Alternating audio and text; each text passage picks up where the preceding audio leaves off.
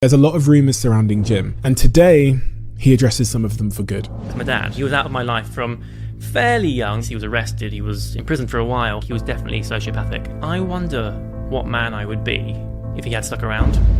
Oh, I've lost count of the amount of times I've been called a cheater. Me and Tanya broke up just over 2 years ago. Me and Sarah got together, as far as the world is concerned, a few months later, but obviously that wasn't it, because the world only found out me and Tanya broke up when we decided to tell them.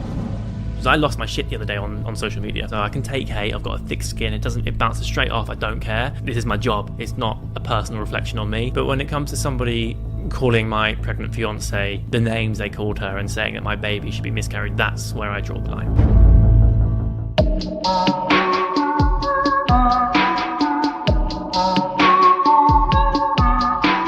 Some people come on this podcast and they're cagey. Sometimes they even try and bend the truth, protect their ego. Dare I say it, sometimes they even lie. Not my next guest. Completely, utterly, brutally honest. Raw, unfiltered, and vulnerable. He's a British celebrity with 6 or 7 or 8 million followers, but you don't know Jim. You don't know Jim Chapman. Almost nobody does. Today we're talking about success. The chronic curse of overthinking. We're talking about love, breakups, rumours, both of the similarities in our mindsets. We're talking about how you need to be a contradiction in various parts of your life if you're going to be happy. Something I didn't realise until today, until this conversation. And we're talking about child abuse. Child abuse to an extent that most of us could and should hopefully never be able to imagine. We're talking about paralysing anxiety, social media, its upsides and downsides. And what all of this life stuff is fundamentally about. Unavoidably, there's a lot of rumours surrounding Jim, and today he addresses some of them for good. Without further ado, I'm Stephen Bartlett, and this is the Diary of a CEO. I hope nobody's listening, but if you are, then please keep this to yourself.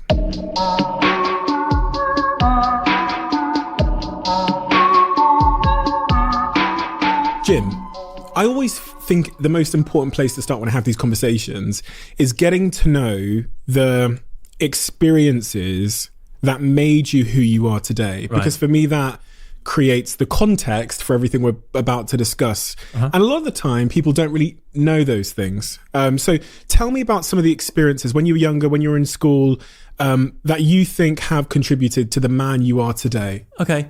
I guess, and God, it's instantly going to sound like a sob story, and it absolutely is not. This is a positive thing. I guess the first thing that springs to mind is my dad. So my dad he did some bad things. Like he abused my mum from even before I was born. I got 2 older sisters who, dealt with it as well. I don't think he ever turned a hand to them, but he verbally was even I remember that, and I was super young. I remember him being very, very hurtful and very unkind and just bullying to my sisters. I think he always wanted boys. So my brother and I were kind of like, I've got a twin, so we were like the prodigal children, I suppose. I didn't know this because obviously I was born into it, but it wasn't until I got a little older and I'd have like sleepovers at friends' houses, or I would just be in the presence of other people and their parents, and I'd be like, wait, your house isn't terrifying? This is great, And I think as I got slightly older, I realised that things weren't quite right. And it was one day, my brother and I were in the room next door where we slept, my parents, and we walked in and my dad was like on top of her, just beating the shit out of her basically. And my brother and I, we were only tiny, we must have been like 5 or 6, tried to pull him off, but obviously he was huge, so just pinged us away. And it was a wild night. The police came, took him away, etc., just kind of, and I didn't know at the time, but he had been beating my mum and abusing her for years. But of course she was trapped. Now my mum is a saint, but also she doesn't tolerate fools. She's not, I think the thing about domestic abuse is a lot of people just go, oh, just get out of there. It's not as simple as that. She had her kids to think of. I remember being in the car with my dad and he would threaten to just crash the car and kill us all. He drove like a maniac. He was drunk quite a lot. My mum couldn't just leave with 4 children because he found us. We tried to leave and he found us, So I think that he's very much a cautionary tale for me.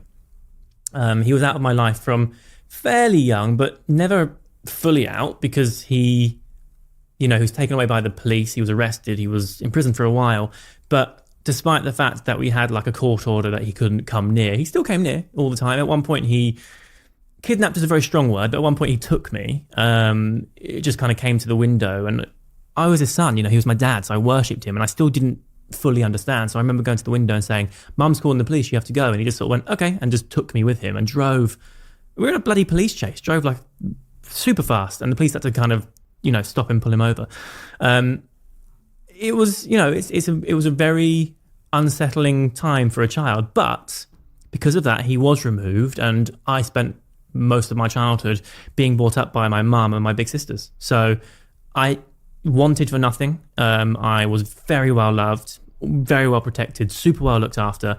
And I think actually, I often wonder, and I was having this chat with Sarah the other day, because obviously we've got a child on the way. And I was thinking, I wonder what man I would be if he had stuck around, or if we couldn't get away from him, or whatever it would have been. And, whether he wanted to or not, he taught me a lot of lessons. But I think mostly cautionary lessons, because my family are bloody great. There's I've got two big sisters, I've got a mum, I've got a twin brother, and I would choose no one else on the planet to take those roles. If I had the choice, they would be the people I choose, 100%. And he missed out on that because he was unwell, I would say. He had MS, and I always remember him being a victim of it in a way. Like my sister inherited from him, and she's so positive with it. Like, she's not a victim. She doesn't let it beat her. She has times where she's tired. It gets on top of her. She has a little sob. She goes to bed. She recognizes the signs, though, and she goes, right, okay, it's getting on top of me. I need to rest for a while. I remember my dad just being like a victim of it and being like, oh, it ruined my life. It did this. He used to play football. From what I understand, a fairly high-ish level, like kind of, he played for West Ham, not in the A team, but something. And he was like, oh, the MS ruined it for me, which I'm sure it did. There's no question with that. But life deals you cards, and you react, you behave in a way that you see fit. And he let the cards life dealt him ruin everything, I think. And I think because of that, he was angry.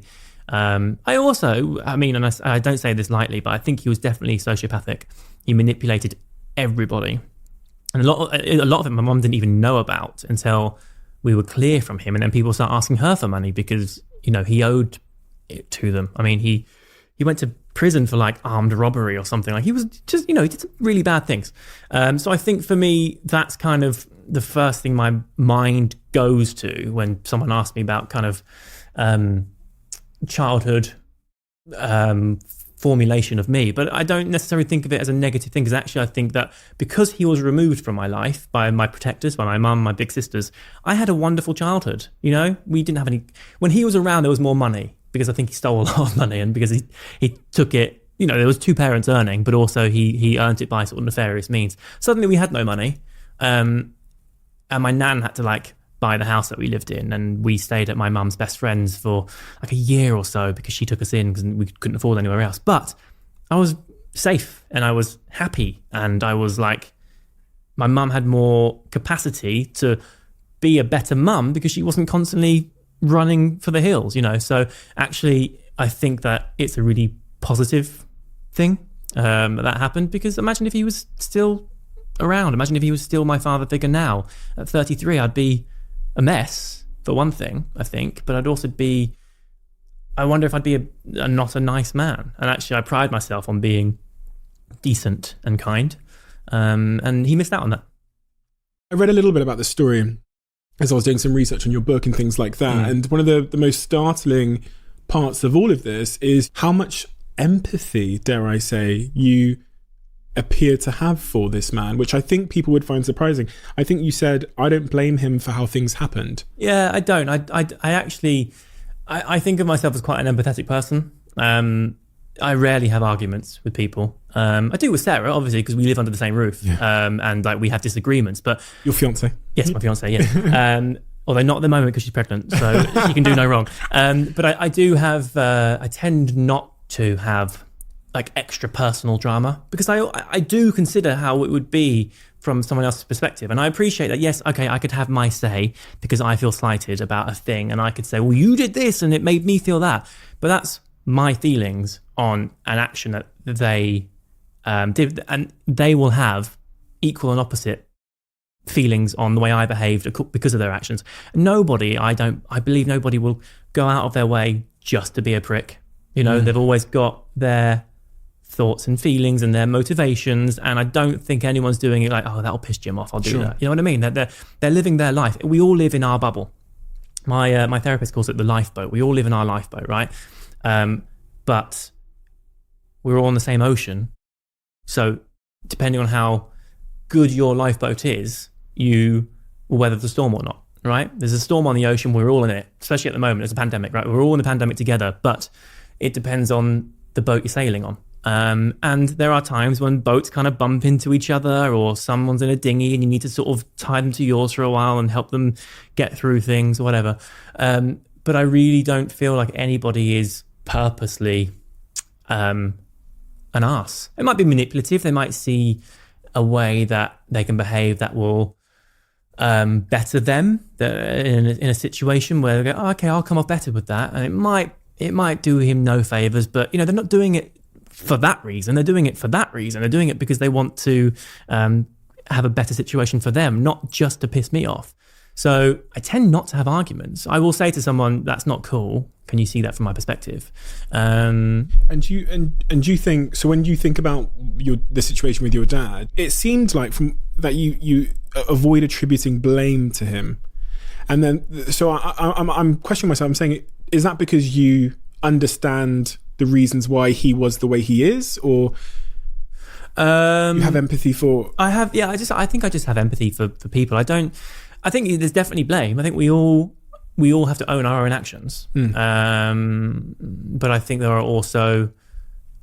there are reasons behind actions. I don't think it's ever as simple as he hit my mum just because he's aggressive. I think you have to dig deeper. Like my granddad was, so his dad, not okay. I remember going to his house and he'd be like watching, not porn, but like softcore in front of us, he was just, I don't know if he was just a bit like senile at that point or what, but it's not all right to do that with young kids around. And you see these generational cycles, right? 100%, yeah. And I'm very proud and very happy to have broken that cycle because, I don't know what his dad was like, but my granddad taught my dad his behavior, not all of it, because I actually do think there was, I actually do believe my dad had sociopathic tendencies, which isn't necessarily a taught thing. It's more like a brain function thing, but I think there was definitely something there, and it didn't help having his dad instill in him certain beliefs and patterns or whatever. Quick one, starting from the minute the lockdown is lifted, we're going to start bringing in some of our subscribers to watch how this podcast is produced behind the scenes. It means you get to meet the guests, meet myself, and see how we put all of this together. If you want that to be you, all you've got to do, hit the subscribe button. My mum is a very loud person, and that's a huge understatement. Like, loves to scream in people's faces, very short temper. And my dad is a certain way. And as I've got older and older, I've got more conscious that at times I feel like myself becoming a little bit like them in certain moments. Right. And it scares me sometimes, I think. And I think, well, genetically, of course, I'm half of each of them. Right. So has it ever concerned you in the same way that you might have picked up some of the unpleasant traits of either of your parents? Has that ever crossed your mind? I'm turning into my mum, for sure. My mum has unpleasant traits only in as far as she, for example, when I moved house, wouldn't stop going on about parking. Like that sort of thing. Oh, you better get parking. Mum, I live in London. You don't get off-street parking. I've got a parking permit. I park around the corner. That's my life. But she's like, oh, you need to get a driveway. I'm like, no, I don't. Like, that's the sort of thing. She won't let it drop.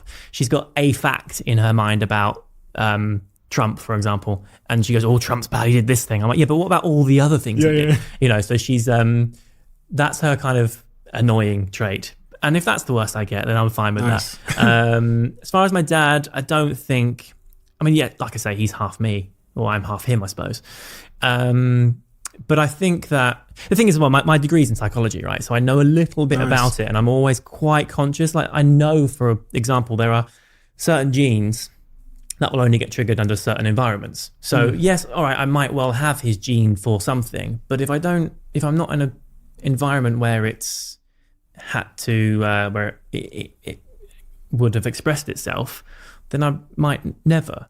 And I also think that there is an element of, I guess, consciousness that can override that. Self-awareness. Like, self-awareness. And education, because therapy, psychology. Totally, yeah. I'm very...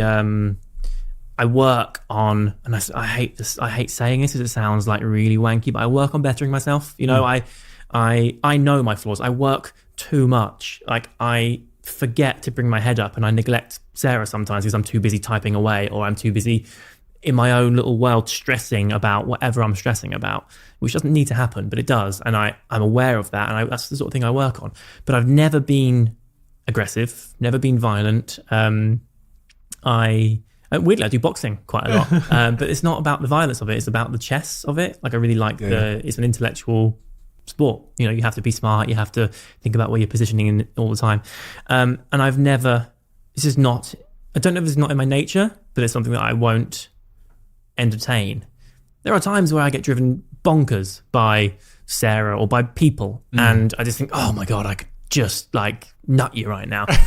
Obviously, I'm never going to, because it's just every fiber in my being would not allow me, because I've seen the impact. I'm 6'3". I could do some real damage, but I just never would. So I do get loud sometimes. If if we're having an argument, I will kind of just talk louder. And I think with me and Sarah in particular, it's tricky because we're both quite smart. And so when it comes to an argument, we're just trying to outsmart each other the whole time, which makes it really frustrating, because we're both going, no, you're wrong because of this. And both of you are right. And actually, there's truth in both, for sure. But it's really hard to see that when you've got your blood up. You know what I mean? But I totally think that I like to think I've got the best bits of my mum. And if there is any kindness in my dad, and I remember moments, I don't have loads of memories of him, and 90% of them are negative and scary, but there are moments. I remember him sitting down with me and reading. There was a magazine, I forget what it was called, but you used to get like a little bit of a figure every time, and you'd make the figure, and it was like something to do with bugs, and we made a big spider. 12 quid per magazine, basically. Really overpriced. But I remember him, he would read it with me from cover to cover, and we'd put the bug together. Now there would end up being 6 issues that we didn't get done, and we'd have to do them in one go because he wasn't around, because he was gone doing whatever he was doing, and he would let me down a lot. But I remember doing them, and I remember loving that time with him. What kind of dad do you want to become? Because you've got a kid on the way now. Congrats again. Yeah, thanks. It's really hard to say this, because I know that every first time prospective parent goes, oh, I'm going to be the best dad. And actually, invariably we'll all fuck up at some point. Right? It's going to happen. I think for me, if I can have a child, and if I can instill in them the waste of time in anxiety, like that, just the sheer nonsense of it. Like, I really want them to understand that worrying does nothing. Yes, all right, we can be stressed about things. There are times when life is hard and there's challenges to overcome, but you overcome those challenges when they present themselves. My therapist once said to me, when you worry, you rob yourself twice, right? Because the first time round, you're overwhelmingly thinking about nothing but a potential problem, which may never rear its head. If it doesn't rear its head, then you've wasted time worrying about it. If it does rear its head, then you're forced into action because you can't stay in that situation. So why stress about something that's never going to happen, or, something that you will solve if it does happen? So I really want my child to understand, just be content, I think, and to know that both me and Sarah and all of our families, so my siblings, my mum, Sarah's siblings and her parents, will always be there to help. I think that if I can do that, then I'll have done a good job. I want to be patient. It's in my nature. I'm a very patient person, but I also know that I'll be tested. So when I do snap, I snap quite quite loudly. So I want to be calm. I want to be patient. I want to be soft and considerate. And again, empathetic, because the thing about kids I really appreciate is they get frustrated because they're obviously told what to do by their parents. They can't necessarily verbalize, or especially don't have the communication ability to say, no, that's not what I want. You know, they have to appreciate that obviously what I want overrules it for the most part because safety or whatever. Sure. But I think I also need to appreciate that they'll be frustrated because they can't communicate effectively why they feel pissed off because I've said no. And that will often come out in like tantrums or whatever. Yeah. So, and they won't understand daddy's world and why when they're trying to get your attention, they don't know you're on a Zoom call pitching something, for example. They're just like, daddy won't play with me. You know what I mean? So totally. It's interesting. I also want to make sure I'm around enough. My job totally allows that. Like I have time. I can work as little or as much as I want. That's the beauty of my job. Obviously I work less, I earn less, but you know, I can make those sacrifices. I don't at the moment. That's my problem. I work constantly because I like what I do, and because of the constant, it's anxiety. I'm constantly worried about if I take my foot off the gas, what happens next. I find that fascinating, but I picked up on that before we started recording. Right. Because every time we talked about your screenplays or other things you're working on, you would then end the sentence with, but I might lose it all. Right. And I don't resonate. Like I found that interesting because it's not how I end my sentences. Right. But it was like you would tell me something, and then you would also then almost caveat it at the end with, there is a chance I might not get it, or I might lose it all. Yeah. And I find it peculiar because I don't think in that way. Right. So where's that come from in you? My mum. Right. 100%. Again, she's wonderful. She has like an ethos. It's not a saying, but it's an ethos, which is like, a day doing nothing is a day wasted. She can't relax. I can't relax as a consequence. If I'm sitting there just chilling, even if I'm watching a film, which for me I consider as research because I write films, right? If I'm watching something, I'm like, oh, okay, I see what they're doing there. And it's like, I don't watch them passively. I'm constantly thinking about them. But even if I'm sitting there watching a film, I'm like, oh, I shouldn't be doing it. 9 p.m., right? It's the evening and I'm supposed to be relaxing, and I'm sitting there going, oh, I shouldn't be doing this. I shouldn't be doing this. That's my biggest... What's your brain saying in that moment? It's telling me off. It's going, dude, you can't just be sitting here watching. You need to be working and making. Why? What if this all goes wrong? How are you going to earn the money? How are you going to afford to look after your child and pay the mortgage and, you know, all that stuff? A lot of people will resonate with that. For sure. And you've addressed it in therapy. Yeah. What have you learned? I learned that I do it.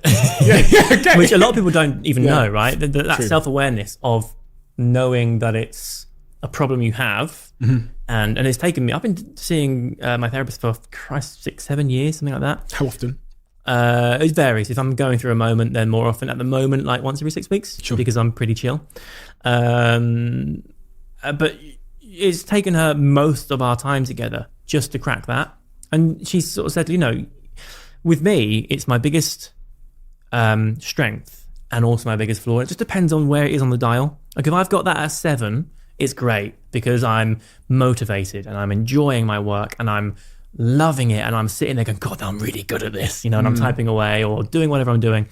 If it's an 8 or a 9, it's torture. Paralyzed or yeah, often paralyzed, ironically, into doing nothing because I'm so busy stressing about getting it done. I don't get it done because I've got no brain space because it's too busy whizzing around in my head going, get it done, get it done, get it done. So there's a point where it's sort of really, ironically, kind of just, it's the antithesis of what it's designed for. Yeah. And I think I get a lot of that from my dad because I remember being young, knowing that it was easier to be busy and keep myself separate. So I used to draw. I'd be be really arty, and that's one of the things I really miss. Sit out of harm's way, and So you would draw in the corner because you felt safe if you were busy and he wasn't. If I wasn't in his eye line, I couldn't be chastised, or it was safer. The thing with my dad, he was very unpredictable, so which is terrifying for a kid, right? Because you don't know if you're going to get love or you're going to get punishment for the same action. So I would spend most of my time just kind of getting on with stuff, and because of that I've developed a real independence, a real creativity, but if it's turned up too high it's crippling, whereas if it's at a good number, then it's what's got me to where I am. I 100% would not be here without that, because I just wouldn't work as hard as I do. But I don't need to work as hard as I do. You know, human beings have a couple of things they need to do. They need to sleep, they need to eat, they have the option of procreating. That's kind of it, right? What else is there? The rest of it is just made up, right? Yeah. The rest of it is just made up shit that we've given ourselves to do. Yeah. Society has told us that in order to be a complete person, we need to climb. Right, totally. And it's bloody stressful. It's debilitating sometimes. So when I have that turned up too high, I end up doing nothing. But I worry myself. And Sarah's like, where have you gone? Like, I just disappear and I don't talk. I haven't been like this for a while because I'm pretty good at recognizing the signs, and I know to take my foot off the gas a bit because of, you know, all the therapy I've had. But yeah, it's the bloody worst. What has helped you? Therapy. Yeah, it absolutely that. Being aware of it. There's a point, I always say this because I've actually, a couple of my best mates I don't know a guy that's my age that doesn't need it, by the way. So a couple of my best mates, I've put them in touch with therapists or sort of said something, you know, I think you should see someone. And actually, we're really open and honest with each other. We're constantly looking out. If one of us is quiet on the group chat, we'll go, dude, are you all right? You've been a bit quiet. I said to him at the time, I was like, there's a really tough point with therapy where you start seeing someone, and at first you're really resistant. You're like, no, I'm fine. What are you talking about? But when they point things out to you, like, shit, I'm not fine. But you're aware of doing it, but you have no tools in place of how to stop doing it or how to at least challenge it. So you're just punishing yourself for doing it. Like, I remember going through that stage for a long time going, I hate that I'm failing. I hate that I'm still stressing out about being like working constantly or not working constantly or whatever it is. I hate that I'm doing it to myself, but I can't stop. And you feel a bit like a junkie, you know, in a way that you're like, you know it's wrong, you know you shouldn't be doing it, but you can't not. And actually, it takes a while to learn the techniques. You know, mine is as simple as it's painful, but I have to go, right, stop, just don't do it. Take step away from your laptop, step away from your camera, do whatever it is you're doing. Have 5 minutes. If you feel better after 5 minutes, go back to it. If not, then take the rest of the day off. And that's what I have to do. I need to be. Sarah needs to keep me in check quite a lot, because sometimes it sneaks up on me and I'm kind of like at stage 4 before I even realised it. And I'm like, shit, I'm in too deep. So she's often like, dude, come back. And that's really helpful. It's hard though, because you don't want to be told by someone that you're not performing the way you should. You know what I mean? Especially someone that matters, right? Right, totally. Especially when it's already your weakness. But you need to be, like, I actually really like criticism.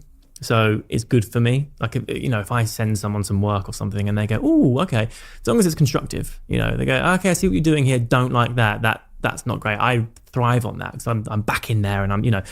So I think having other third parties be like, you're not doing right now. And that's something that I really want to be totally aware of when it comes to my child, because I don't want to be an absent father. I don't want to be a dad that's always going, no, I'm just on my laptop, come back to me in 5 minutes. I want to be able to, obviously I have to work, you know, we all have a living, but I want to be able to have my kid with me and be present, you know, and not them think that they're sort of auxiliary or like an afterthought or just an addition. I want them to know that they are the center of my universe, you know? I say this every week, but I'm going to say it again. It is a tremendous pleasure to have a podcast sponsor that you've used for maybe 3 years. People ask me as well, they say, how many Huels do you drink a day? The answer is probably about 2, sometimes 2.5. But a podcast sponsor that you genuinely believe can help people change their life for the better. Watching the team at Huel argue with each other and be so uncompromising about the ingredients that go into this bottle or the bags or the bars or the hot and savory has only strengthened my evangelism for this brand. Watching the founder Julian and the CEO James insist that only the best ingredients go in here and be so scientifically precise about what goes in this bottle and in the bars and in the bags has only made me love this more, because I know they've got my back. And I wish all of you could be in those boardrooms that I've been in and watch them fight for your and my health via this product. So professionally, we talked a little bit about your work there. One of the things that you've said is you don't like being called like an influencer, like a YouTuber. I think it's really reductive. Yeah. And I think that actually, if you look at, if you just weigh up the quantity of work I do, it's only about less than 50, I'd say. Unfortunately, I don't get paid for the other stuff yet. That's how it starts. So yeah. You didn't get paid for YouTube at the start, right? Absolutely, yeah, right. Totally. But I do lots of other stuff. I appreciate that I communicate that other stuff online via my social media. I just think that influencer is, for one thing, it's an ugly word because it implies that you are utilizing influence over someone, whereas actually I just share the stuff I like, even if it's an ad, even if it's I'm working with a brand. I'm not going to work with a brand that I don't want to talk about, right? So I'm talking about things that I'm actually enjoying or passionate about or whatever it may be, and I don't see that as exerting influence. I see that as sharing joy, or even if it's just sharing good tips or whatever it may be. I see that as a very different thing. And I also have a thing, and I've mentioned this a few times, there was a void in social media where myself and my contemporaries, who all started around the same time, did it for fun, did it for love, did it for adventure. We had no idea it was going to go anywhere. And when it started to, we were like, oh my God. And genuinely, I look back at it and I was such nostalgia. I don't miss it, but I love that I was part of it, because it was such a cool journey to... Moment in history as well. Yeah, totally, absolutely was, and we sold out these venues and we were, we had screaming fans. It felt like being in a small version of One Direction, It was wild and just so much fun. Do you miss that? No. I loved it at the time when I was in my early 20s. Every young person... And I saw some of those clips of your meetups in like parks and stuff. Right. And I've never seen a line that long in my lifetime. Yeah, it was wild. But like 1,000 meters, I don't even know how many meters that is, of people, right. four deep in like this massive line, just screaming and crying at times. It's really hard to put it into words. I tried explaining it to Sarah when we first met because obviously some of them videos. Yeah, it's really hard. And if I get stopped on the street now by someone, she's like, "What?" Yeah, but she's also like, "Oh, they didn't scream or cry." I'm like, "Yeah, but you don't get it, Sarah. It used to be." Yeah. But what my point is that like everyone thinks, especially young people, especially young men, well, all young people would love to be that guy. And you're telling me you don't miss it? No, I loved it at the time. Don't get me wrong, it was great, but the novelty soon wears off because it got to the point where I couldn't take public transport. I couldn't walk to the shops. And it sounds like I'm really exaggerating, but actually at the time it really was that. Just, I would, even now, if I'm walking along the street and I see a group of teenagers, I'm like, oh shit. Here we go. Yeah. It's not teenagers anymore. They're all in their 20s, but I'm so conditioned to being aware of teenagers now that I'm like, oh my God, they're going to come for me and they're going to like scream and cry. And How has this played with your anxiety though? That's not what sets me off, so that's fine. I've always got time for it. If people stop and want to have a conversation, as long as I physically have time for it, I'm not rushing. I'll always stop and have a chat. I'm really gracious in that I appreciate that without those people, I wouldn't be in the position I'm in. I don't feel like I owe them anything because at the same time I provided the content they wanted to watch. But it's definitely like almost like a transaction, right? I wouldn't be there without them. They wouldn't. A lot of them have said like, when I had announced that I was pregnant, Sarah was pregnant, a lot of them sort of said, oh my God, I can't believe it. You like brought me up. Because a lot of these teenagers watched my content and my contemporaries' content. Like Shay Kyle as well, don't I? Right, totally. Because I watched that, because they loved like watching us and we were role models for them, I suppose. And that's a really wonderful thing to be part of. And dare I say, you were idyllic in a way that it often with the Shaytards and Shay Kyle and his family. Right. I didn't have a perfect family like that, so there was you felt like you were part of that. Yeah, I think that, and also the friendships with the others. It was very idyllic, but it genuinely was. That was our life at the time. It was just pure fun, and like there was no stress. We were young, so we had no like no responsibilities, no mortgages, no like other things to worry about, other than just like going out there and having a blast. And we just got to document that and share it. You don't miss it. No, I say I'm nostalgic. I'm really happy I was part of it, but I don't miss it because I'm 33. I don't want 14-year-old girls pawning over me. Or, you know what I mean? Or just kind of like desperately trying. I remember one time being on the tube and this young girl just burst into tears, and her dad looked at me and thought I was like, would you blame him? Yeah, of course. So I was like, I'm all right. I'm on the internet, which didn't help because just being on the internet, he's like, doing what? So yeah, I don't miss it because it's actually really invasive. And like I say, I don't care about the notoriety. It was really lovely to be that person for some people. and to have, even then, although there was big numbers, it was still fairly underground, and it hadn't really reached mainstream. It was just online, right? So although it was lots of people, it was a certain sort of sector of society. It wasn't like older men. It wasn't, it was just teenagers basically. And it was, I have to say it was a real blast, but I don't miss it. I feel like actually I grew out of it fairly rapidly. The thing about it being teenagers is that no one can obsess like teenagers. Yeah. So they would be desperate for the photo, the selfie, they scream and cry and go ballistic, and actually I'm really anticlimactic. I'm just some dude. I'll often just go, I'm really sorry that it's me. So yeah, I'm very, like I say, I'm very grateful for it. I love that I've got those memories, and I love that I've made those friends. But yeah, I don't miss it. Who's Jim now then? If that's old Jim and that's your first chapter, what is your second chapter? I feel like I've had so many chapters actually. I feel like I've evolved. The beauty of my job, right, is I'm allowed to do that. I'm allowed to evolve.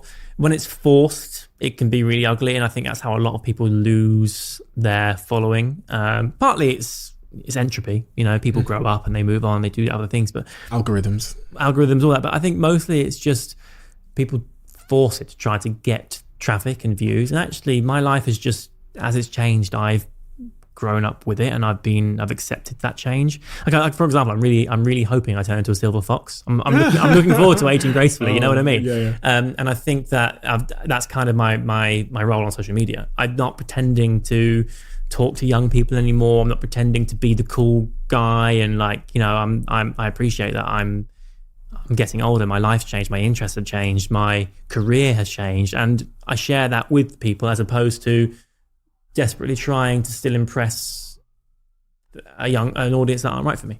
I speak to a lot of YouTubers, and we used to sign a couple, and there was this really interesting moment where that first wave of YouTuber, because of algorithm changes, I think predominantly algorithm changes, what they were doing then just stopped working. Right. The views went down, and I swear to God, I witnessed a form of depression and existential crisis from these YouTubers who suddenly were like, what the fuck has happened? What do I do with my life now? Right. Because their whole identity from whether it was like 16 years old to 22 was doing this one thing. They never really understood work. Right. And it's funny because I've never really talked about this before, but one of the YouTubers we signed, you'll know his name, maybe 18 at the time. And we remember calling him and offering him 20 grand just to show up to a place. And he's like, nah. Right. I'm like, just show up to the, he's like, nah, Wild. just can't be bothered. And he developed that sense of complacency about his career and how you make money and how easy it is. Right. And then when shit changes, I'm saying he can't make any money anymore. And he's spiraled down because I think life taught him that money and life was super easy. The algorithm changes and now he's like, fuck. And he has to go work at Tesco. That's something that I really can't tolerate in this industry, is when people have that attitude. I'm where I am because I'm good to work with. As much as the numbers and as much as everything else, I've stayed the test of time because I am honest and decent with my audience, and I respect my audience, and I don't take the piss and don't take them for granted. But also, if I am offered a job, I turn up on time, I say my pleases and thank yous. I get a lot of repeat work because I'm good to work with, and I pride myself on that. And I have so little tolerance for ego. All of us, if we're on set shooting a thing, whether you're the runner or the director, or you're me doing the bit to camera, or you're the guy going to get coffee, we all just want to do our job and enjoy what we're doing and then go home at the end of the day and say, oh, that was nice. There's no space for any of that. And I think that it's particularly bad in this industry, right? More so than any other, because when it comes to musicians or actors or whatever, there's so many people around them, right, who are looking after them and who are saying no and who are advising them, and also they're not their own content. Brad Pitt doesn't play Brad Pitt, he plays someone else, right? Sure. Someone like me, my job is to edit myself, take my own photo, make my own caption, reply to my own comments, and it's all like Jim. It's very easy to then think you're the center of the universe, but actually for every person who's commenting going Jim, they're also commenting on everybody else's content because they just consume the content. I might be their favorite, I might not, it doesn't matter. I am not my job. And I think that's really important for a lot of influencers to work out. They believe themselves to be important. And actually, I say this quite a lot. If I were to die tomorrow, there'd be my friends and family would be gutted, obviously, and they'd be really, really sad. And there'd be a few people of my audience who have a real connection with him. But for the most part, people would go, oh, that's a shame, I liked him. And they'd move on and find someone else. I'm not that important to them that they can't continue without me. So funny, because it sounds really depressive to some degree to say, oh, I don't matter, whatever. But I actually think it's the opposite. It's really freeing. Yeah, it's the most liberating thing ever. I remember having the same sort of existential conversation with myself, and it really happened when I learned about the universe and space. Right. And I got really into the cosmos, and I was like, wait a minute, I'm fucking not important at all. Totally. When it like, there's a scene in Cosmos where it zooms out and it just keeps going, and you're like, wait, stop, and it's like, nope, that's just the moon, and then it goes out and it's like, that's just the galaxy, and then the galaxy becomes a piece of sand, and you're like, what the right. But the freeing part is that means that all this shit doesn't matter. No. And that's liberation. Like, ego can be, and this is the powerful thing about psychedelics, from the last person that sat there who's the biggest psychedelics investor in the world, right, is it dissolves your ego and says to you, you don't fucking matter. Right. And so I just thought that was fascinating. It's something that's really important to learn. I think probably one of my biggest learnings from my career, because I went through it, at the beginning when everyone was like obsessing over the YouTubers. I was like, wow, I'm like a really big deal. Yeah. I think it's really important to know your worth and to know your value and to appreciate your position. I know that I am worth a certain amount of money if I work with a brand, or I know that I'm worth a certain amount of time if I'm doing a thing. But I also know that I don't matter in the grand scheme of things, and that this is a phase. I might fuck this up tomorrow. Do you know what I mean? Yeah. It might last for another 10 years. It might last for another 30 years, and I might never want to quit. Equally, I might get bored of it and go, do you know what? I feel like it's too invasive now. Whatever, it doesn't matter. It's my decision, and I don't owe anybody else. But equally, they don't owe me. They don't have to watch me if they don't choose to. And I think that's really important. And a lot of people, especially when they're young and they're just developing their sense of identity, as a lot of influencers are, and suddenly are put in a position where they are reaching lots and lots of people, it's very, very easy to think of yourself as the center of the galaxy. And we're not. And actually, what really matters, what truly matters, is the people that matter to you, And as much as I appreciate my audience, I don't know them, I wouldn't know. I mean, statistically, there'll be a certain number of them that die every year just because of whatever, right? I've got no idea it's happening. You're not sending cards. But you know what I mean? Like, I've got no idea it's happening. So it just so happens that I'm on the other side of the camera, and these people connect to me, and I connect to them. But it doesn't go any further than that, Something really almost... Something, your perspective is fascinating, because on one end you're very freed, right? On the other end, you talk about your anxiety of worry, and I'm trying to weigh those two things up. This idea that you're like, do you know what? I don't have a plan. I've heard you say that. I don't have a 10-year plan. The future is the future, whatever. But then maybe when we zoom in and we look at the micro scale, which is like right now, today, right, it seems to be very... Yeah, you're not urgent. wrong. You're not wrong. I think on the wider scale, it's very freeing to know this. On the more individual scale, like when you zoom right in, it's the stress of survival, I suppose, of like being enough to maintain. Do you know what? That bit comes down to money, I think, which is unfortunate, because like money's not my main motivator, but I realise it's necessary. Where did you learn that? I feel like is there anything in your past where money, or the lack thereof, became compromised your safety? No, I don't think it compromised my safety. Like I say, we didn't have any, and I appreciate that life is. Like I said earlier, there's a point where you have enough, and that after that point, it doesn't matter anymore. You can go from having a little bit of surplus so that you can enjoy holidays, etc. Buy yourself some luxury things, whatever you want. After that point, it's all numbers. It doesn't really make any difference. But when you go the other side of the scale and you haven't got enough, it's a major stress, because what blows my mind about it is it's all fake. Like, it doesn't, it's literally me going, hey, here's a piece of paper for loads of your stuff. And you go, okay, cool, I put value in that piece of paper. It's bollocks. But it's unfortunately the way our world works. And that stresses me out, just in terms of providing. Like, I couldn't go back. I mean, I could, I'd have to, but I would really struggle if I had to go back to a conventional job. Just doesn't suit me. Like, I was bloody miserable. My mum thought I was going to kill myself when I was working those jobs. I was very, very sad. I think it's a need for me to create and I know that sounds really ridiculous and really wank, but like I can't turn up to a job that is the same thing every day. It for me feels like a prison. And I think the people that can do that are like special, because how wonderful to know that you are, you can switch on, do your job. You can know that you are earning your money, you're looking after your people, you raise your kids, whatever it is, whatever your life is, and also provide to society and give back your taxes and all that stuff, and just be, a good egg, and then go home and switch off again. I just think that's the most wonderful sensation, something I've never experienced and probably never will, because my mind doesn't work that way. So for me, the anxiety comes from the fear of going back to that or not being able to provide. And the only way I know how to provide is in a very risky industry where I have to constantly churn out content, I have to constantly create whatever I'm creating in order to earn the money. And that's a scary thought. Yeah. But I also appreciate that it's the anxiety comes in the job of it. I think the freedom comes in the sort of the more, I guess, meta of it. Like I don't matter. It does whatever. The Jim Chapman's not really of any relevance. But for my life, it's really important that I put food on the table for Sarah and my child. And that's funny because, we always live in now, right? Right. It's only ever going to be now. Yeah. And what you're saying is in the now, there is urgency, there is stress. Yeah.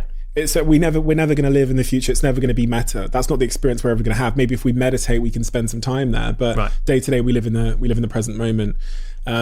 It's really, really interesting to me. And as you say, you're in an industry where a lot of people aren't making a lot of money, right? The creative industry. So it's particularly challenging. Very much so. And I think people are following their passion. I think the thing with influencing in particular is that the passion is so easily monetized, but it's also so easily taken away, and it's so competitive that it often, I think some people are just passionate about the business of it. Now, I don't pretend to have a business mind at all. I haven't got a bloody clue. Like, I've got a production company that I've just started with one of my pals, and he is in charge of the business.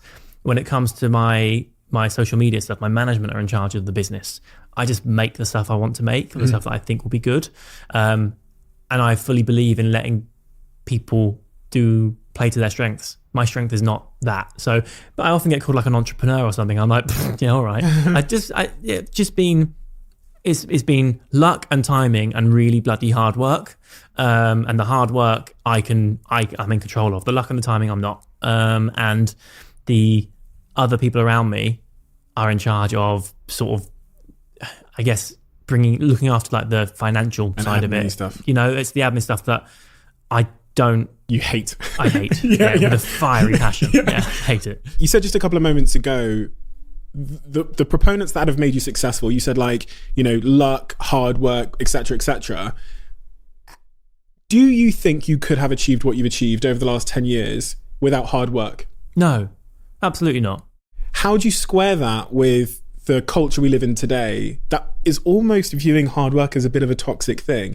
I've almost got to the point, I'll never get there because I don't care that much, but I've almost got to the point, and just to say again, I will never get there, right? Because I'm not going to lie to people, where I sometimes feel bad being honest that I wouldn't be here without hard work. Right. I'm not telling you to burn out, right? But I don't know how, if I hadn't have sacrificed in the way that I did, I would, of course, that's my experience. I've not lived another life. Right. I can only tell you what I've done. Yeah. I think it's really important. It's like work hard, play hard, right? It's really important. I posted this on my Instagram stories the other day. It's everybody, there's like, you're right, there is a lot of people who are sort of poo-pooing working hard. Don't work too hard. And there's also people who, like, on my Instagram, it comes up all the time. Hey, I run 3 businesses and I do this and I'm only 12 years old. And like, yeah, but that guy's trying to sell you a course. For sure, that is his business. Yes, for sure. Yeah. That's what I mean. He's like, broke. There's definitely something to be said, and this is where this is where I struggle. When you work hard. And work with passion. Like, again, Sarah's dad says work is a dirty 4-letter word, right? If you find something you love doing, you'll never work a day in your life. So work really hard and work with passion, but also stop when you need to stop. Take your time off, enjoy your evenings, or, again, I've got a job which allows me to work as much or as little as I please. I wish I did like a 4-day week. I would very much like to do that. So I have a 3-day weekend, or I take a day off in the middle of the week. I've got the means to do so, just haven't got the brain to do so, and I think that's a really important distinction. Otherwise you work all your bloody life and suddenly you're 60 and you've gone, oh my God, I haven't actually enjoyed my experiences. I haven't actually, I've got to do some really bloody incredible experiences, and sometimes I'm too busy stressing about what's next in my diary, or finishing a thing, meeting a deadline, or even stressing about the key messages I've got to get across when I'm on that adventure, that I forget to enjoy the adventure. And it's the biggest sort of waste of time that my job has within it. I remember being on a helicopter, and this wasn't me actually, this was somebody else who I recognized in. I was taken away to New York and was going on a helicopter around Manhattan, and it was like, what a cool experience. People don't get to do that very often. And this guy was sat next to me in the middle, and he couldn't take his picture because he had to lean over me. And I said, I'll swap seats with you. The pilot came over the whatever it said, and said, don't swap seats because you'll unbalance the helicopter. The guy was so pissed off. I said, no, I want to swap. I'm like, well, no, because you'll kill us now. So it's a bit different. I offered you my seat when I didn't think we were going to die for doing it. And he sulked so much because he couldn't get the photo he wanted. And I'm like, that for me really, really kind of is the epitome of not enjoying the moment. Like, just enjoy the bloody helicopter ride around Manhattan, you idiot. But that's probably a byproduct of social media or something, because the part of the value of that was, for him, clearly was being able to tell the world he did it versus being in the moment. For sure. And unfortunately that is the job. We have to tell the world we've done something, otherwise it hasn't happened, right? And there's no point taking me on that really cool experience, because if I haven't told anyone about it, so that there's definitely a dichotomy there, in that you need to prove that you've done it and you need to show your enjoyment, but you need to also not let that take you out of the moment, and that's a fine line. One of the things I've been thinking a lot about lately, which links to that completely, is because I sit here with people all the time, and one of the things I keep noticing is that in order for them to actually be happy, they have to try and be a contradiction or two completely different people in separate areas of their life. And a lot of the lack of success they have, either in their work or relationships or whatever, or in their personal lives, comes from them not being able to switch off from being super successful entrepreneur, and then when they get home being loving, patient, and then in the example we've just been talking about there, I would assume happiness would come from being able to do your job and take the photo, but then have experiences where you just don't give a fuck if the world is watching. That's entirely it. And that's not easy. No, it's not easy. And dare I say, the thing that put you on the helicopter might have been the inability to switch off in some degree, because absolutely hard work. You're on a fucking helicopter. I haven't got to where I am by switching off whenever I choose to. You know what I mean? I've got here because I work harder than I should. And that's a massive sacrifice, because I've missed out on moments. I've missed out on, there are times where I should just be more present with Sarah, but I'm too busy working. I miss out on things, but I get to go on the helicopter. But, more than that, I get to live a really cool existence. Like, I love my job. So it's really difficult. But the way I kind of cross that T, dot that I suppose, is that I will very often much rather pay for a holiday and have an actual holiday rather than just call in a trip. It's very easy. I mean, without sounding like a real moron, it's very easy for me to call a trip in if I want to. Yeah, of course. I just email a PR and say, I want to go to Dubai, and they'll go, all right, when do you want to go, right? But I tend not to, because listen, if there's oftentimes a thing will come to me and it's a place I've never been or experience I've never had, and I'll jump on it, but I will tend not to request a free trip, because honestly my time is more valuable than the money I can potentially earn.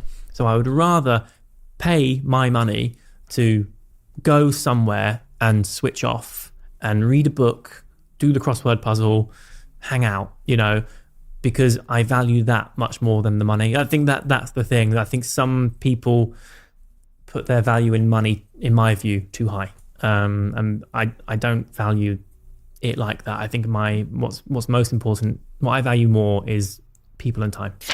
Okay, quick story from one of my podcast sponsors, Fiverr.com, as a lot of you will know if you've listened to this podcast before.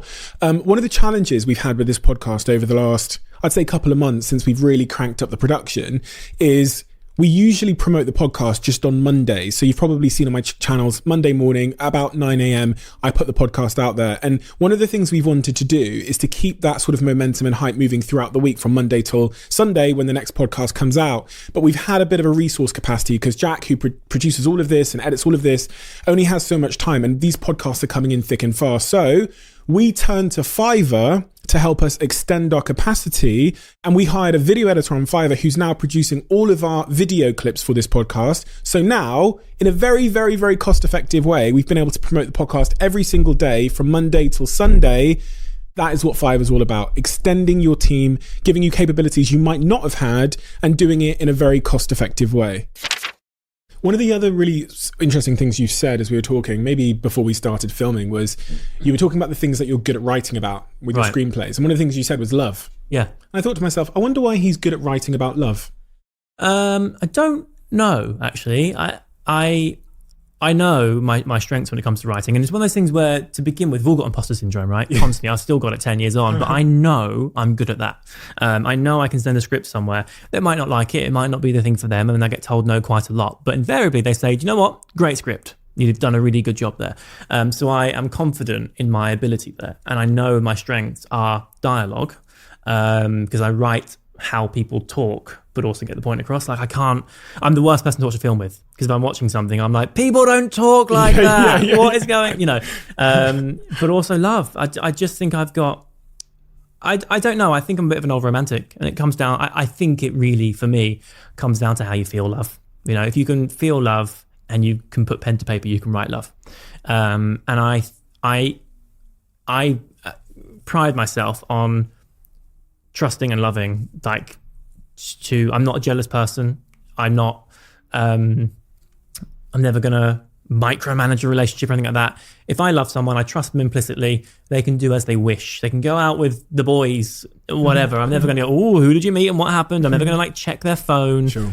I'm never gonna do any of that, because if I love someone, I'm all in. And that for me is really important. If you get your fingers burnt, then all right, then they get one chance.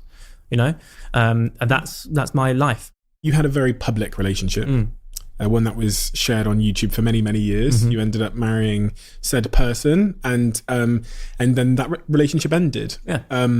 Difficult, I imagine, to have that experience in public, right? Next to impossible, yeah. Really? It's we were together for 12 years, and most of that time was wonderful. It was really great. Like I say, we conquered the world together. Yeah. We were both part of that first breed of influencers, social media people, and we had a wicked time, and then we grew up together. It was as simple as growing up in slightly different directions, and at some point, you're going to do the hand further thing. you go on like that, the wider the gap gets. I literally just did this for the first time last week on this podcast. I was like, I'm almost starting to see relationships like two parallel lines. Yeah. And if you imagine the parallel lines have just a 1% angle either way, sure, right? They're either going to stay parallel, they're either going to go away from each other or closer together over time. Totally. I look back at it now and I realize that actually it was a small incline or decline, whichever way you want to put it, but it at some point becomes insurmountable, becomes a chasm you can't leap anymore, right? So I look back at it and realize that perhaps it started much earlier than either of us anticipated, even either of us realized, and we just kind of kept getting more and more distant until eventually we were just roommates, basically.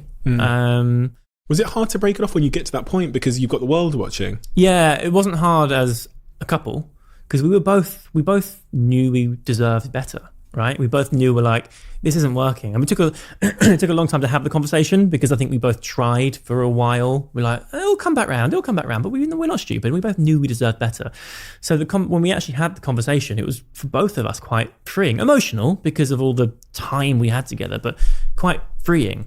Of course, you then got the audience to think of who make assumptions, right? And I've lost count of the amount of times I've been called a cheater. And poor old Sarah gets called my mistress constantly. I didn't even know Sarah existed. Like, she was not a person to me until well after we broke up. I met her on an app And like, I'm really tempted at sometimes to get the app. Right, I haven't got it anymore, but I want to re-download it and find our conversation and go, look, we started talking on this date, just to prove the point, because it's not. Sarah didn't sign up for this shit. You know, she fell in love with me, and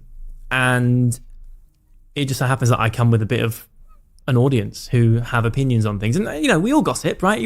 We've all got opinions on things. I watch people go through breakups on TV, or I watch like the drama with, say, Meghan and Harry or whatever, and I have my thoughts and my feelings on it.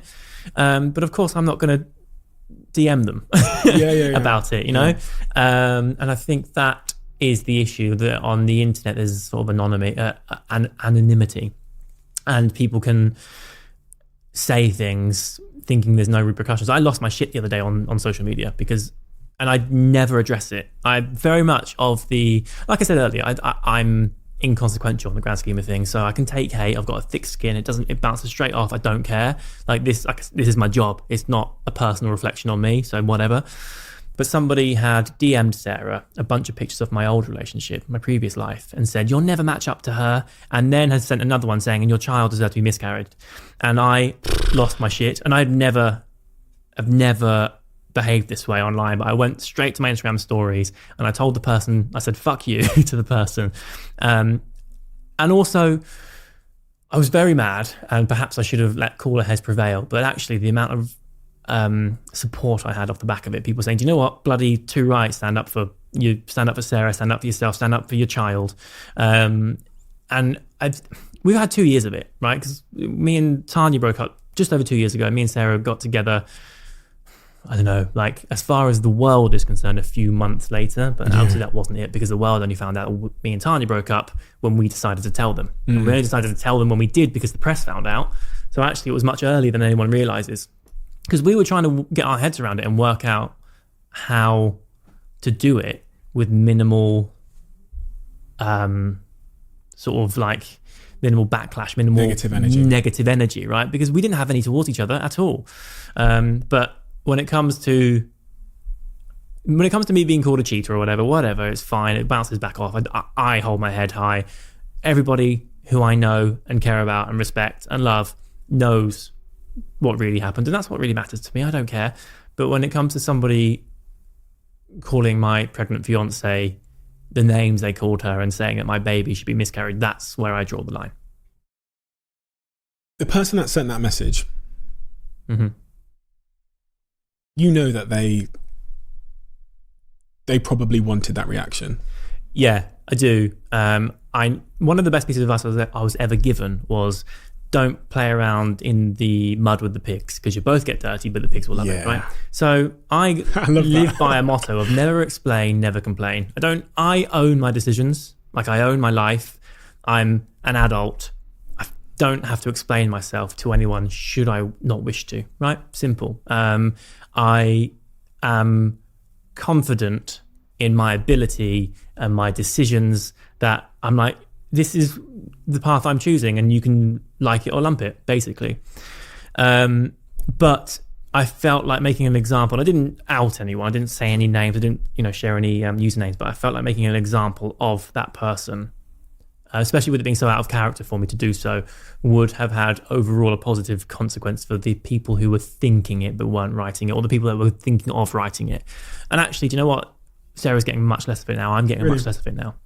So I think in a way it was almost like cost-benefit analysis. In a way, I weigh these things up, and I think there's always going to, and I've been thinking a lot lately because of, there was a couple of, my friend is the global head of social media at Manchester United. Right. And there's a lot of black players. Right. And so when the team loses, what you see on the black players' Instagrams is lots of monkey emojis.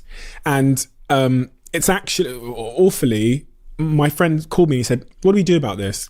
Right. And he said, we're going to take this stance as a club. And, we talked a little bit about it on like our WhatsApp group or whatever. And the club stood up, changed the cover photos and said, like, Manchester United against racism, the players got more racism.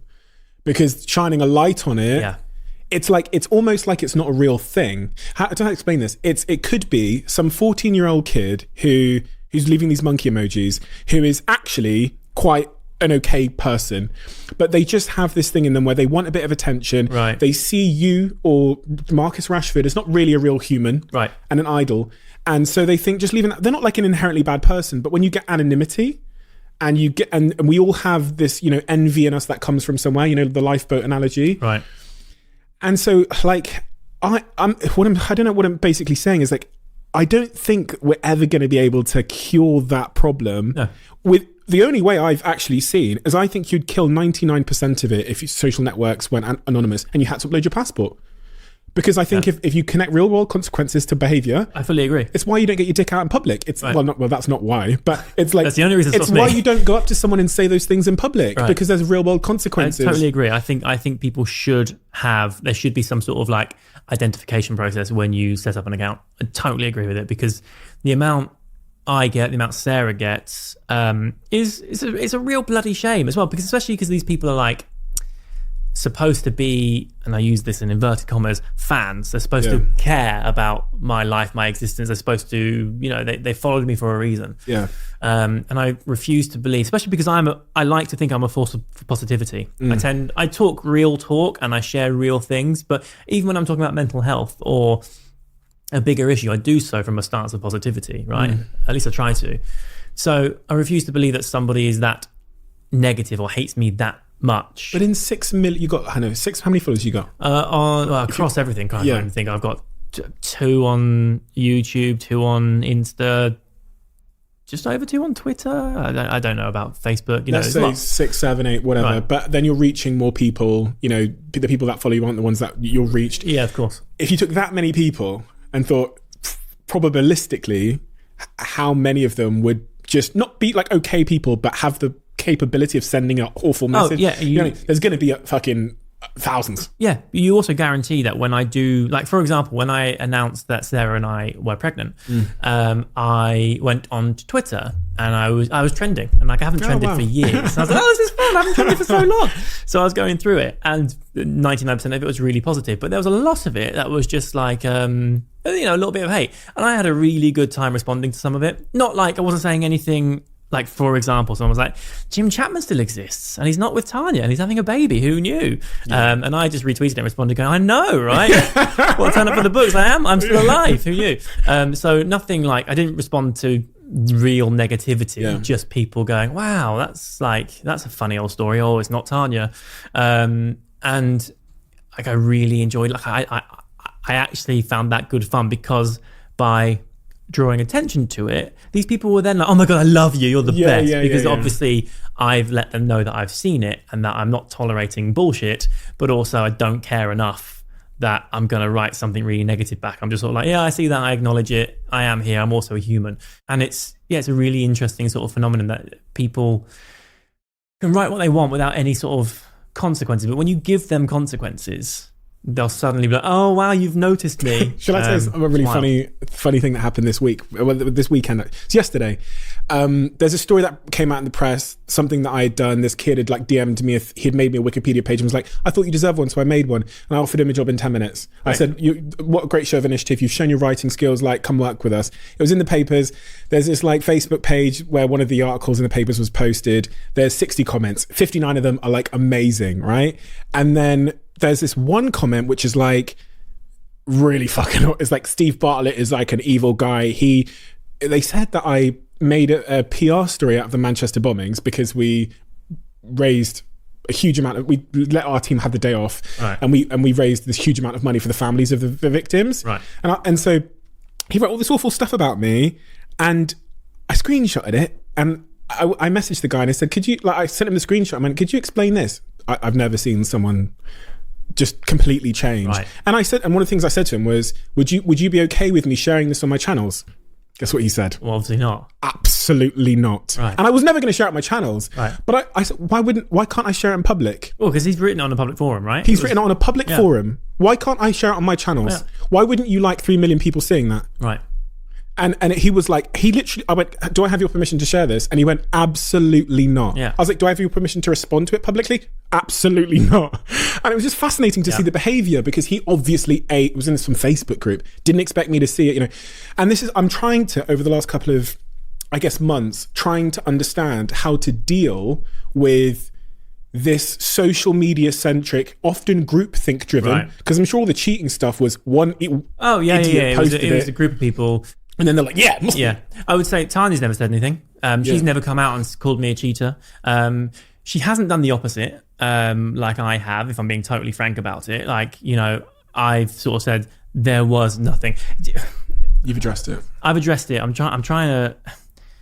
I moved on first, Sure. as far as the world is concerned. You know what I mean? Like, it's really hard to say this without sort of making accusations or whatever. But as far as the world knows, I moved on first. It's not necessarily. I should stop there. But it's tricky to be accused of something when they've only got limited information to use, right? So because people see that I moved on first, they think that perhaps I cheated. So for me saying I didn't cheat, and for Sarah saying I didn't cheat with Jim, it doesn't necessarily prove anything, right? Because of course we're going to say that because we want to deny our infidelity, right? And it's tricky to keep going back to it and keep saying the same thing, especially when it's so unfounded. But there's a point where you just have to let it go. Like you can't change everyone's opinion about it. Like I said, like there's like a load of people watching you. They all have opinions on you, good or bad. And the perks of this job is that we get paid well for it, and that we get to live a bloody adventure. Like, it's so cool. I never expected this in my life. I never expected to be able to do the stuff I get to do and live the life I get to live. It was never planned out for me. I never had like the tools in place for it. I found myself here and I've grabbed on with both hands and I've worked really hard to maintain it. So that's the perk of being in a position I'm in. Unfortunately, it comes with a few drawbacks, which is that people make opinions on you and you just have to not care so much. Not easy though. It's not easy at all. Especially when they message your fiance. It's not easy at all, especially also when it's so untrue. And also there's no way to rectify it. There's no way I can rectify it, or Sarah, basically. Yeah. That's difficult. That's really difficult. It is really difficult. Yeah.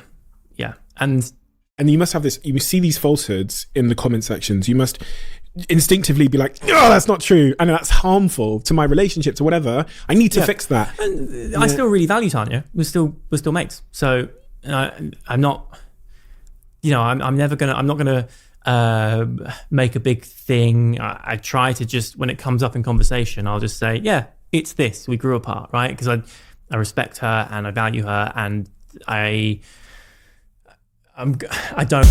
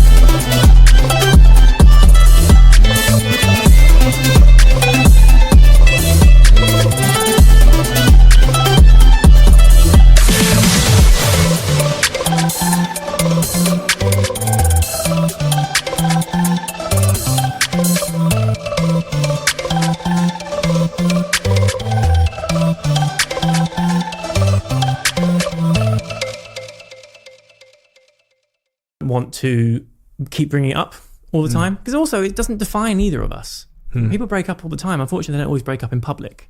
But it doesn't define us. We both still have our careers. We both still have our lives. We both still have our people. And that's very important. It's just a shame that it comes up so frequently and it's so untrue. I had a sex therapist, a relationship therapist on this podcast 2 weeks ago, and she said a really lovely sentence which I haven't been able to forget. And she said, just because a relationship ends doesn't mean it wasn't successful. I still look at us as very successful. Yeah, like I said, we ticked all our boxes. The next thing for us was what I'm now doing with Sarah. And I see now that Tanya would not have been the person to do that with. Sarah 100% is. And there are things that I have with her that I've never experienced before. And I'm very lucky. And like I said earlier, I feel like when Tanya and I started going separate directions, separate ways, it was earlier than I think either of us kind of gave credence to. And so if I had have done the things that I'm now doing with Sarah, with Tanya, I don't think it would have been for the best, Whereas now I know that Sarah's my person. I've learned a lot. I know what I'm worth. I know what I can expect from a partner. And it's really, I've never experienced it this way. It's really lovely. It's really fruitful. It's really rewarding. It's really dynamic and it's really reciprocal. Did you have a list of attributes? I was talking to a couple of friends the other day, mixed gender of group, and one of them posed the question, like, what's on your list for an ideal partner? So you're with the partner. So I'm saying, I guess my question to you is, what did you look for? And also I want you to answer the second question, which is, what does a partner need to offer Jim in order to be a good partner? Okay. What a partner needs to offer me, I think, I need to, like I said earlier, if I love someone, I trust them 100%, right? I expect the same in return. Sure. I can't deal with jealousy. I can't deal with someone checking up on me. If I'm out or if I'm doing something, I'm not gonna humor it because it's not me, and I don't want anyone to consider that it might be me. And if as my partner you're thinking, oh, he's out somewhere, he's with someone doing something he shouldn't be, then I haven't got time for it. So I expect that, but also I expect to be appreciated and reciprocated. I know it's complicated. It doesn't happen all the time. There are times when you're in a bad mood or whatever. But as I was walking here, Sarah texted me saying, I know I haven't said it loads because I'm just feeling really sick, with the pregnancy and everything. But she went, my baby has hit the jackpot with a dad, and I just want you to know that I really do appreciate you. And I haven't said it much lately. And that's all I need. Why does that matter to you so much? Because I want to know that I'm valued. And that's the thing for me. I don't care. Why? Because if I'm going to give someone my all, and like I said earlier, if I'm in love with someone, they get everything. They get all my stuff. If it's stuff they care about, they get all my time. They get everything, right? And I need to know that there's value in me giving myself. Does that link to your childhood at all? Perhaps. Yeah, perhaps. I just fully believe, and maybe this is why I write love well, I fully believe that if I'm with someone, they've got it all. Right? I don't mean that in like a really codependent way, because that's like the worst, if you're kind of encouraging each other into something. Yeah. I feel like you both need to live your lives independently, but make a good team. And like you when you team up together, good stuff happens, basically. And yeah, perhaps, but I think that for me, if I don't feel like I'm valued enough, I don't feel like my it's not, I'd say sacrifice, it's not a sacrifice, but if I don't feel like what I'm giving isn't appreciated, but my worst nightmare is being tolerated. Ugh. Like if I'm with someone and they just go, yeah, all right, and they just tolerate me, I'm out the door, because I'm too good for that. Like I have value, and everybody does. I'm not saying me as an individual. Each and every single person has their value, right? They deserve to be appreciated for that value. And if they're with someone who doesn't appreciate it, takes it for granted, whatever, then you're not with the right person. I think that you need someone who respects you and appreciates you, and who sees your worth, perhaps more than you do. I mean, I don't see myself that clearly sometimes. And Sarah will often say, like, the text she sent me saying, my baby's hit the jackpot with the dad that they've got coming up is, that means a lot to me. I haven't had a chance to reply yet, but I will after this. And it's a really big thing. It's such little effort for her to send, but it means a shit lot to me. Have you heard about love languages? Yeah. Have you ever done the old love language test? No. Have you not? Do you know what? I tend not to. Not that I don't believe in that stuff. I just tend not to. I think ignorance is bliss sometimes. Because if I'm super aware of it, then I don't know if it's like I said earlier with the therapy, right? When you're aware of your thing, your stuff, yeah, and then you do it more, you're like, and until you learn the tools of how to overcome it or how to at least challenge it, it's frustrating. And I feel like if I learned that I was this way inclined, every time I did it, I'd go, shit, call me. Like apparently I'm like the archetypal Capricorn. You want to do your love languages now? Go on, shall we? Yeah. I did mine, and it's actually really, I'm not that guy. I don't look at the sun and decide what's going to happen tomorrow because of the way the planets are. I'm not that guy. But the love language thing is based on asking you a bunch of questions about like what you value more. So ultimately it comes up with an answer, and it says Jim Chapman values when someone does this, and yours would be words of affirmation or recognition. Mine is slightly different, so we'll talk about mine later. But interesting. We're going to do your love language now. This is going to drive me mental for the rest of my life now. Like I said, apparently I am the most archetypal Capricorn, and every time I do anything that's sort of Capricorn-y now, and I never really believed in this sort of stuff. Really? Every time I do anything now, I'm like, damn it, my bloody stars told me or something. Okay, here we go. Okay, so me and Jim have just completed the full love language survey, which took about 10 minutes, and his results... Why am I nervous? I know everything about you, and I'm looking at all of your results here. So it says, and this is not surprising, this is what I expected from our conversation up until that point. Right. Jim's primary love language is words of affirmation. Right. Actions don't always speak louder than words. If this is your love language, unsolicited compliments mean the world to you. Hearing the words "I love you" are important. Hearing the reasons behind that love sends your spirits skyward. Insults can leave you shattered and are not easily forgotten. Kind, encouraging, and supportive words are truly life-giving to you. And you rank as a 33% on words of affirmation, which is high. Right. You rank as 3% on receiving gifts, 17% on acts of service, and then physical touch and quality time, you rank the same. Okay. I would say gifts, I think it might mean more to somebody else. I think that my job comes with a lot of stuff. Yeah. So I don't really care about it so much. I'd agree with that. Like I said earlier, we get lots of hate and it bounces off. But if the hate comes from someone I love, that's an issue. Yeah. If it's an insult as well, if it's an insult, that's a problem. If it comes from someone that I care about. Do you know what? I'm really lucky because Sarah does all of that. She actually does most of everything, which is great. And I'm very fortunate to have her. She is everything that I want. And I use the word want and not need because I think that's the difference between codependency and like a healthy relationship. I don't need her. I would be fine. My life would continue. But she brings a little spice, a little something extra. You know what I mean? Yeah. And it's much more enjoyable to have her by my side for everything, for sure.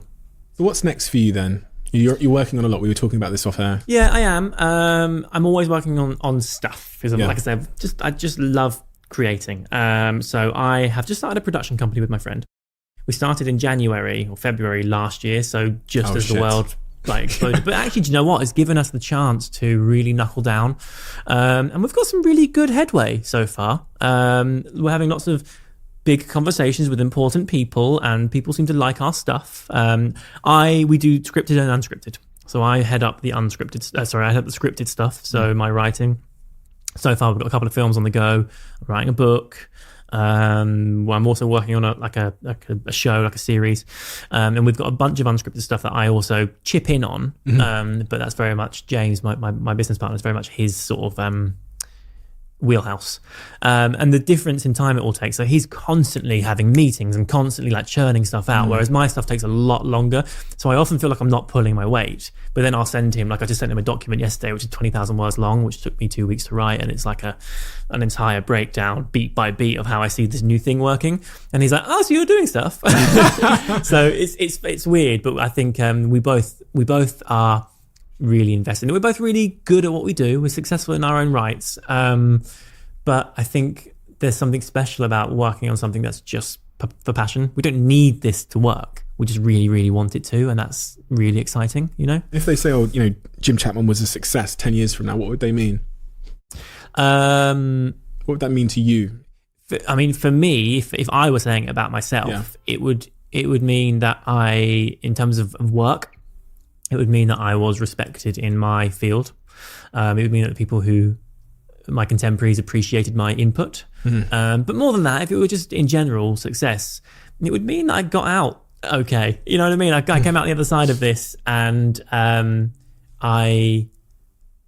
content. For me, contentment is sort of like a goal, you know, and I don't think it is for many people. I don't want to stress about stuff unnecessarily. I don't want to constantly strive for more. I don't feel like it's necessary. I want to be really happy with what I've got. And I have that very in spades with my people, my family, my friends, Sarah, my baby on the way.